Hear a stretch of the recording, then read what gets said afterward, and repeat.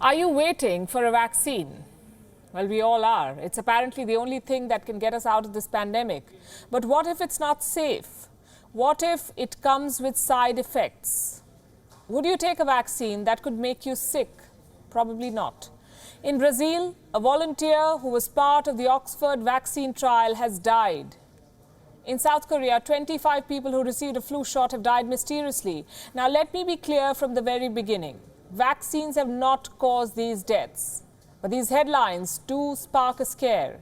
They raise questions over the safety of vaccines. Under normal circumstances, scientists follow a long-drawn procedure. They reassess vaccines before giving them to volunteers. But the pandemic does not give us that luxury. Researchers are working at breakneck speed. Leaders of the world want a vaccine and they want it now. So scientists are cutting short their trials. They're conducting simultaneous trials. The question is this: are they compromising on safety? Should a vaccine be fast-tracked? Is politics poisoning vaccine research? Or is science now capable to create vaccines faster? Tonight, we shall try to find answers to these questions because this pandemic has turned humans into guinea pigs. There are multiple trials that are going on all over the world. People like you and me are the lab rats. One volunteer for the Oxford vaccine died today. This happened in Brazil. But the trials for the Oxford vaccine will not stop because the volunteer was never given the vaccine. What he was given was placebo. I know it's confusing. If he was part of the trial, why was he not given the vaccine? Because this is how trials work, apparently. In the third and most advanced stage of trials, thousands of volunteers are given a shot, but only half of them get the vaccine. The other half get some other shot. The results are then compared, and this is to rule out any biases in the study. So this man in Brazil did not get the Oxford vaccine. He was given a pre-existing vaccine for meningitis. The trials will continue. Oxford remains a front-runner in the vaccine race. Until now, 2 vaccine trials have been halted. This includes the Oxford vaccine trials in the UK. Johnson & Johnson had to halt their trials too. This was after some participants fell ill. Both teams resumed their trials after a brief pause.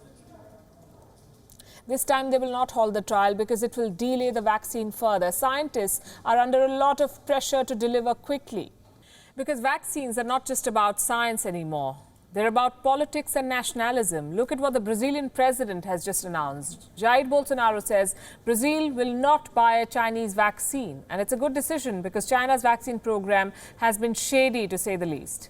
China has given unproven vaccines to people. But Bolsonaro's concern has more to do with his political image than public safety. He doesn't want to be seen to be siding with China. Then we have the case of South Korea. There's panic after 25 people died mysteriously. They were given flu shots. Again, no link between a COVID vaccine and the deaths, but the people of South Korea are worried. The South Korean government is running a program. It is giving flu shots for free to all its citizens. This is to reduce the cases of flu during winter.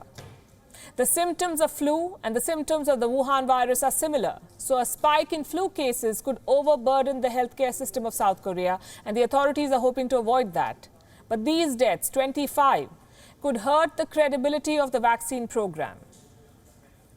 For the moment, the government has refused to suspend the program. What happened in South Korea shows everything that could go wrong with a mass vaccine program. One incident, one mishap, and the entire program's credibility comes into question. This pandemic has made a vaccine a political subject.